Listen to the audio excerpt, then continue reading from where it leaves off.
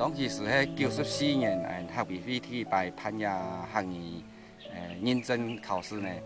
本身做客家人吼，上讲做腔样来试看啦吼，都一般都考过了吼。再后来呢，今年呢，民国97年4月13日举办全国级的呢，